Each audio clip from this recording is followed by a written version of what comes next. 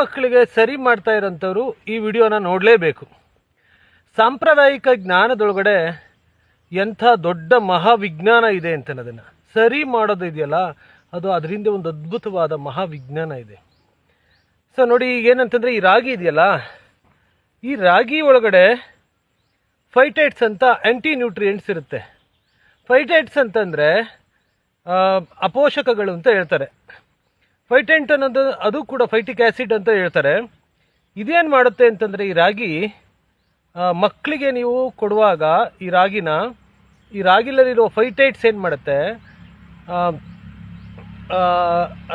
ರಾಗಿಯಲ್ಲಿರುವಂಥ minerals ಅಂತಂದರೆ ಖನಿಜಗಳು, calcium ಇರ್ಬೋದು, ಜಿಂಕು, ಕಬ್ಬಿಣ, ಇವುಗಳು ಡೈಜೆಷನ್ ಆಗುವಂಥದ್ದನ್ನು ಪ್ರತಿಬಂಧಿಸುತ್ತೆ ಈ ಫೈಟೇಟ್ಸು.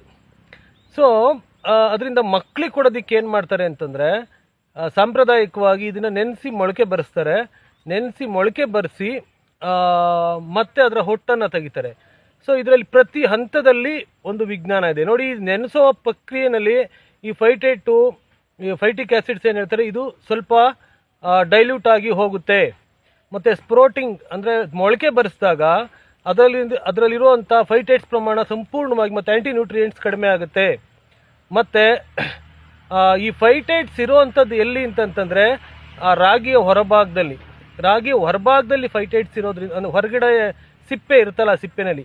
ಹಾಗಾಗಿ ಮಕ್ಕಳಿಗೆ ಕೊಡೋದಕ್ಕೆ ನಮ್ಮಲ್ಲಿ ಏನು ಮಾಡ್ತಾರೆ, ರಾಗಿನ ವಡ್ರಾಗಿ ಅಂತ ಮಾಡ್ತಾರೆ. ಅಂದರೆ ರಾಗಿನ ಮೊಳಕೆ ಬರೆಸಿದ ಮೇಲೆ ಸಂಪೂರ್ಣವಾಗಿ ಅದನ್ನು ಮಿಲ್ ಮಾಡಲ್ಲ.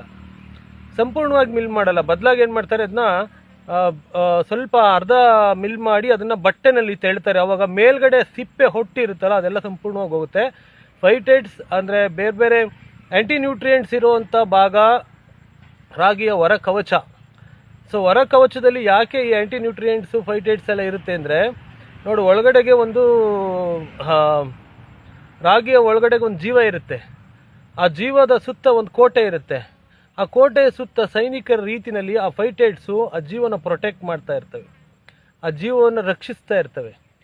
ಅವು ರಾಗಿಯ ದೃಷ್ಟಿಯಿಂದ, ರಾಗಿಯ ಒಳಗಡೆಗಿರೋ ಜೀವದ ದೃಷ್ಟಿಯಿಂದ ಅವು ಮಿಲಿಟ್ರಿ ಥರ ಸೈನಿಕರ ಥರ ಕೆಲಸ ಮಾಡ್ತಾ ಇರೋವಂಥದ್ದು ಫೈಟೇಟ್ಸ್. ಸೊ ಈ ಫೈಟೇಟ್ಸ್ಗಳು ನಮಗೆ ಮಕ್ಕಳಿಗೆ ಒಳ್ಳೆಯದಲ್ಲ. ಅದು ಕ್ಯಾಲ್ಶಿಯಮ್ಮನ್ನು ಸಂಪೂರ್ಣವಾಗಿ ಉಪಯೋಗಿಸ್ಕೊಳ್ಳೋವಂಥ ಕೆಪಾಸಿಟಿನ ಕಡಿಮೆ ಮಾಡ್ತವೆ, ಪ್ರತಿಬಂಧಿಸ್ತೇವೆ. ಹಾಗಾಗಿ ಈ ಸಾಂಪ್ರದಾಯಿಕವಾಗಿ ಏನು ಮಾಡ್ತಾರೆ, ವಡ್ರಾಗಿ ಇಟ್ಟು ಮಾಡ್ತಾರೆ ಮಕ್ಕಳಿಗೆ ಕೊಡೋದಕ್ಕೆ. ಮತ್ತು ಇದನ್ನು ಮಾಡ್ತಾರೆ, ರಾಗಿ ಸರಿ ಮಾಡುವಾಗ ಮೊಳಕೆ ಬರೆಸ್ತಾರೆ. ಈ ಪ್ರೋಸೆಸ್ಸಲ್ಲಿ ಈ ಫೈಟೇಟ್ಸ್ಗಳು ಕಡಿಮೆಯಾಗಿ ಬರೀ ಕ್ವಾಲಿಟಿ ನ್ಯೂಟ್ರಿಯೆಂಟ್ ಮಾತ್ರ ಮಗುಗೆ ಏನು ಬೇಕೋ ಅದು ಮಾತ್ರ ಸಿಗುತ್ತೆ. ಈ ಸಾಂಪ್ರದಾಯಿಕವಾದ ಜ್ಞಾನದೊಳಗಡೆಗೆ ಎಂಥ ಮಹಾವಿಜ್ಞಾನ ಇದೆ ಅಂತ ನೋಡಿದ್ರೆ ಆಶ್ಚರ್ಯ ಆಗುತ್ತೆ. ಸೊ ಹಾಗಾಗಿ ನಾವು ಹಳೆಯ ಜ್ಞಾನ ಏನಿದೆ ಅದಕ್ಕೆ ಋಣಿಯಾಗಿರೋಣ, ಧನ್ಯತಾ ಭಾವದಿಂದ ಇರೋಣ.